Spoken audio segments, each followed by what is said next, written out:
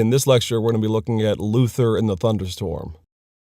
And the issue of Luther and the Thunderstorm is not simply the story of how Luther decided to abandon law school and to turn against his father's wishes and to join a monastery. Rather, it's the entire context of what Luther thought he was doing when he was joining the monastery. And beyond that, we want to look at some of the issues of what Luther was stepping into in terms of relationships, in terms of education, who were the Augustinian friars whom Luther was joining. And we can begin just simply with the story itself. In 1505, Luther had finished his bachelor's and his master's of arts, laying the foundation for his overall education and providing him now the opportunity to take the next step in terms of his education. And there were lots of ways in medieval education that you could do this. After the bachelor's and the master's, you could pursue medicine, theology, philosophy, and law. These were considered to be the supreme subjects, and theology, above all, was the queen of the sciences as it was known, meaning it was the supreme subject to be studied. Well, for whatever reason, despite the fact that Luther had promised to go to law school and had enrolled and was beginning his studies, he'd bought his books and all these kinds of things, suddenly, he withdrew from the University of Erfurt for the study of law, and he entered the Augustinian monastery there in the city. And Luther later says that the spark of what drove him into the monastery was actually an experience he had in a thunderstorm. Riding on horseback from his parents' house, heading to law school, Luther says that on the 2nd of June, 1505, Luther, while on the road, was caught up in the midst of a thunderstorm. And he doesn't really embroider the story very much, but he does say that the storm and the lightning was crashing near enough to him that he feared for his life. And there are all kinds of medieval assumptions about this. The biggest one, the most important one, is that in the medieval world, it was believed that if someone was struck down by a sudden death, in this case, if Luther had been hit by lightning and had perished, it was seen somehow as a direct judgment by God. To die suddenly like this was proof that the Lord was angry with this person. And so there is certainly enough in the culture of the medieval world that Luther is a part of for him to be fearful for his life and to sense in this thunderstorm the judgment of God. And the story he tells is that during the midst of the thunderstorm, crying out for his life, he prays to a saint, St. Anne. St. Anne is said to be the mother of the Virgin Mary, though she is not named Anne in the Scriptures. We don't actually have her name according to Scriptures. But according to tradition, her name was Anne, and Luther calls on her to intervene for him. Again, very much a medieval act. Calling on the saints to be an intercessor between you and the Lord is very much part of the fabric of Catholic Christian life. And he calls out to St. Anne. He says, "St. Anne, I will become a monk." This is, in a manner of speaking, a last-ditch effort, saying, if you save me, if you get me out of this, then I will devote my life to prayer and fasting and to the life of the monastic. And all the way up until his excommunication and eventually his renunciation of his monastic vows, Luther saw this vow as ironclad, and any medieval person would. You vow to a saint that you'll do something. In this case, if his life is spared, and it was, then that vow is now permanent, and Luther took it quite seriously. Now, historians have noted that there might be a bit of duplicity here. It's hard to say. Luther doesn't quite tell us. But people have noted that St. Anne was actually the patron saint of copper miners, of miners in general. Now, of course, in the Middle Ages, saints were assigned to all kinds of professions and walks of life and needs of the Christian along the journey of life. In this case, Anne was said to oversee the plight of miners. So there does seem to be a bit of a jab at Luther's father, at least, or at least a twisting of his arm. If he tells his father that he has sworn to St. Anne that he will become a monk, well, his father, in the mining business himself, certainly doesn't want to cross the saint who is said to oversee his industry. Not everyone, though, believed Luther in the context of the immediacy of his desire to become a monk. Luther's father was, frankly, quite angry about this, though, as we said in a previous lecture, he wasn't so angry that he stayed angry forever. He eventually came to terms with his son's decision. But he was angry that Luther had left him out of the decision, that he had decided this, seemingly on a whim, that he had withdrawn from school, and that he had sold his books as fast as possible, and that he had joined the monastery and only really notified his father of this after the fact. One of Luther's friends actually, similarly, sort of scratched his head about this. Luther suddenly, on his way to law school, rising up the ranks of civil service, suddenly enters the monastery. And the friend thought that one of the things that could have been influencing Luther was that just prior to the Thunderstorm experience, two of their closest friends had died. And you get the sense from this story from Luther's friend that they all took it quite hard, that maybe the carefree days of youth were beginning to sort of fade, and Luther, as he's entering into his mid-20s, is beginning to wonder about the state of his soul, particularly after the death of two close friends. Unfortunately, the context of this story and the importance of it and Luther's mind at the time of this incident are almost impossible to penetrate. And Luther's mind, and all that he ever really said for the remainder of his life, was that he swore to St. Anne and he joined the monastery. The night before he entered the monastery, he had dinner with his friends, and then he walked to the gate of the cloister, and then as he entered, he said to his friends, "This day you see me, and then never again." And you have to get the sense of this. In the Middle Ages, to join the monastery was not simply to join just any old profession. And in particular, as we'll say in a minute, the Augustinian order was particularly observant of the rules. They were not lax, in other words, as to the rules of the order of being a monk in their order. And for all intents and purposes, Luther was now leaving the world. You don't go on furlough as a monk. You don't get to go on shore leave and get to go see your friends and have a few parties and a few laughs and then head back to the monastery. To become a monk was to cut oneself off from the world and the pleasures and the joys that you had known on the outside world. Now, monasticism also fits very squarely within the medieval understanding of salvation. As we talked about in a previous lecture, the process of the circle of life, you might even say, or the circle of sin, confession, absolution, penance, and then a restoration to the state of grace, this circle, this cycle of the Christian walk was achievable, certainly, by the lay life. But it was taught widely in the Middle Ages that those who questioned or doubted their soul's ability to do their penance and to grasp hold of the works of Christ, that if one feels this doubt or this compunction, that perhaps they're feeling a call to the monastery. And the monastic life is, in a manner of speaking, an intensification of this form of Christian life. You give up everything, which is a good work. You devote yourself to prayer and fasting and penance, which, again, works the Christian more and more into that state of grace. You might see it somewhat as exercise. If you feel a bit flabby spiritually, the monastic order is the place to be. And that context really is what is going on in part in Luther's mind. Again, he doesn't really express any serious doubt at this point in his life about his salvation, at least not vocally. He doesn't say that he was in peril of his soul. Rather, at the Thunderstorm incident, he is fearful for his life in that moment, and he makes a vow, and then he keeps it. Luther will later have a very serious spiritual crisis when he attempts to do his best to be a monk. But still, it is certainly on Luther's mind that he is joining the monastery to work out his calling and his salvation before the Lord. And a number of people have seen in this something like Paul's experience. Paul, of course, in the book of Acts, the great persecutor of the early church, has a vision in which the Lord comes to him and reveals himself. He falls from his horse, stricken blind, and after that, over a period of time, Paul finally converts fully and becomes the apostle that is featured so heavily in the New Testament. However, it's not a one-to-one comparison. Luther believed that he already was a Christian.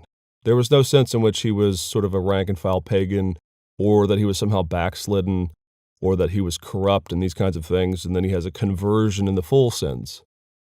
This is a very medieval act. You make a vow, you keep it. And it's not a situation of converting to the faith, but rather a conviction, you might say, of leaving the world to do the better life, to do the spiritual life, to work out your penance with more vigor than you ever could as a lawyer. So if you're going to call this conversion of any kind, it's not a conversion to the faith, but rather a conversion, you might say, by Luther to a deeper awareness of the need for a spiritual life. Now, there are some other issues that we have to deal with in terms of the context here. Setting aside the spiritual issues here of Luther wanting to go be a monk in order to work out his salvation, there are some other issues at work contextually and interpersonally in Luther's life that certainly played a role in his decision to join the Augustinian order. If you'll recall, Luther had been part of the University of Erfurt, and there he had been a precocious student. Remember, he graduated second in his class in his MA in 1505. Well, one of the things that seems to be arising in Luther's mind is a real sense and a real awareness of his internal desire to study theology. During his days as a student at Erfurt, he had two mentors and teachers in particular who dramatically shaped his engagement with this world. And they were Bartholomäus Arnold, often known by the name Unsingen, and another faculty member in the realm of logic or philosophy named Trutfetter. These two men really form a bridge between Luther's previous life and his call to go be a lawyer and his subsequent decision to join the Augustinian order. Both of these men have dramatic impacts on Luther, and their impact carries on after the Reformation and becomes one of the biggest and most important sore spots for Luther as the Reformation gets going. And this piece is always underexplored. In fact, there's very little of it in the secondary sources. But it is dramatically important to understand what Luther is doing. You see, when Luther joins the monastery, he doesn't just join any monastery. Rather, he joins a group called the Observant Augustinian Friars. And we can't go into the backdrop too much of monasticism, but there are a couple of keys here. Whenever you see the name observant in front of a monastic order in the Middle Ages or after, that's a key. An observant order is essentially a reform movement within an order whenever that order has grown a bit lazy. The word observant here means that they're going to actually observe the rules. They're going to actually follow the rules and do what the order is supposed to do, which is a way of distancing yourself from those who are fat and lazy. Well, this group, the Observant Augustinian Friars, have a pan-European influence and rootedness. But here in the area of Saxony, there was a particular wellspring of this group as a reform movement.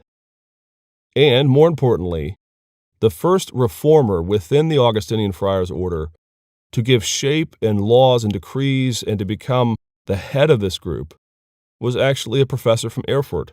His name is Johannes Zachariah.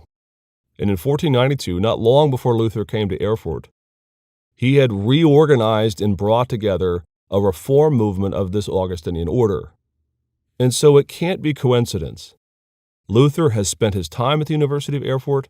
He studied with these men. He knows these men. There is this wellspring of this observant Augustinian group gathering now in this city, and its ties to the University of Erfurt run deep. You almost get the sense that just as Luther is graduating and he's coming out of the womb of the University of Erfurt, and he's going into the study of law, that the influence of his teachers, who themselves were observant Augustinians, drew him in personally and interpersonally to desire, frankly, to be one of their numbers. Again, there were other monastic orders that Luther could have chosen, but he chose this new reform movement, this really intensified Augustinian group, there in the city of Erfurt, and it just so happened that two of his most important and influential mentors were themselves members of this order. And one of the things that this reform group, the observant Augustinians, were really focused on was education. Now, there are lots of things that the Augustinian friars are focused on as a whole across Europe, but this group in Erfurt in particular was really focused on education, which is to be expected because they are attached to a university and several of its faculty members are part of the order. And Luther is precocious, remember. He's a good student. And we should just say a couple of things about what these mentors had instilled in Luther during his time at Erfurt, which seems to be one of the things that draws him into the order. Trutfetter, in particular, was the professor of logic, and he was one of the new devotees to this view called the Via Moderna. Now, a bit later, when we get into Luther against the scholastics, we're going to talk a little bit more about the Via Moderna. But needless to say, it is a relatively newer philosophy that's just come on the scene. It's associated originally with the teachings of William of Ockham, and it's really kind of a scathing, biting kind of emperor's got no clothes move against some of the other more elaborate systems of philosophy and theology from the Middle Ages. The older model was called the Via Antiqua, and it's sometimes referred to in terms of its epistemology as teaching realism. Again, we'll get into more of these concepts a bit later. Well, Trutfetter was not a realist, and he was not part of the Via Antiqua. Rather, he was a nominalist, as they say, and part of the Via Moderna. And he inspired in Luther a desire to really engage critically with the philosophies and the theologies of the past, just as Occam had before, and just as many in the Via Moderna did. More importantly is the influence of Usigen. Usigen was a rich thinker, like Trutfetter. When he was teaching his students, when he was teaching Luther, he stressed that they should question overly simplistic answers. Now, he didn't instill in them just sort of radical doubt, sort of cynicism. But he did say, don't simply take answers at face value or simply because some great thinker has said it. Question whether or not they have said it incorrectly or if they've said it too far or whatever it might be. And Usigen was well respected, very well respected, both at the University of Erfurt and beyond. There is the movement of Northern Humanism, for example, which is associated loosely with people like Erasmus and others. And Usigen was respected by the humanists. He was considered to be a good, rich, deep thinker. Well, both of these mentors, both of these teachers, are there in Erfurt and they're part of this order. And it stands to reason that Luther is drawn to be around them more, to go in more deeply into the study of theology. Because during the quadrivium, during his time studying for his master's, as he's laying the foundation of his study of the arts, the study of theology itself was actually not a subject that was taken up. Again, theology is considered to be an advanced subject after the Master of Arts. But he gets just enough philosophy, and of course theology will be discussed here and there by students of all ages. That there was sort of this tantalizing drawing of Luther to realize that if he comes back to Erfurt, and if he joins the Augustinian order, he can engage in theology, he could be back with his mentors, and he could, in essence, follow his heart, you might say. And there are other folks there as well. The Augustinian order was really drawing others. For example, one of Luther's lifelong friends, and his partner in crime, you might say, a man who would go with Luther to Wittenberg, who would become a professor there, and who would be one of the shapers of Lutheranism, is a man by the name of Justus Jonas. Well, Jonas himself was roughly Luther's age. He was a couple of years younger. And just to show that Luther wasn't the only one sort of caught in the siren's call of the Augustinian order, Justus Jonas comes to the University of Erfurt just after Luther. He comes in 1506, and he too is a lover of humanism and Erasmus. In fact, later he would be professor of Greek and other languages. Well, Justus Jonas, as a student, follows a nearly identical path. He studies at the University of Erfurt, and then, drawn in, he joins the Augustinian order as well. And the story of Luther and Jonas's friendship would be legendary. And just to give one more little wrinkle to show you how much Luther cared and was committed to these two mentors and to the Augustinian order, we need to look ahead a little bit. After the posting of the 95 Theses and the eruption of the controversy surrounding Luther's revolt, really, against the Catholic Church, Luther didn't write Erfurt or his two old professors off. In fact, during the earliest years of his controversy, Luther spends an inordinate amount of time writing and in one case traveling to the University of Erfurt to meet and attempt to win his professors over to his side. For example, in 1518, Luther attempts to go and see Trutfetter, and by this point Luther is well known as a rebel. And he arrives, and Trutfetter sends his servant to tell Luther that he is ill. And he wasn't ill, this was a brush-off. Trutfetter seemingly felt a bit betrayed by Luther. One of his students had now become this sort of renegade. And Luther writes a real impassioned piece that he sends to Trutfetter, in which he says, amongst other things, that now he realizes that the learning and the teachings of Aristotle were, quote, a waste of time. This is a real shot. This is real painful for Luther to admit. And, frankly, from that point on, he and Trutfetter were intractable enemies on either side of the Reformation. There is this sort of painful sense in Luther that he is betraying men whom he'd followed from the University of Erfurt into the order, and to write his old professor and say, in a nutshell, that everything that I studied with you is a waste of time, is really an indication of the ripping of their relationship. The situation is worse with Usigen. He had a little bit more of an influence on Luther. And, in fact, they had a number of interactions together face to face. Again, just after the Reformation, there was something called the Heidelberg Disputation in 1518. And Usigen was actually present there. He came for the debate. And as we'll see in a later lecture, the Heidelberg Disputation is really the coming out party for Luther's more radical statements on grace and justification. His views were somewhat piecemeal or halting in the 95 Theses themselves, as we'll see. And Usigen had come to the Heidelberg Disputation. And the two of them had traveled back together to Erfurt. And along the way, Luther says in a later letter that he attempted with all of his might to persuade his old mentor and friend to join him, to see his views. But he is turned away. Usigen simply will not come with him.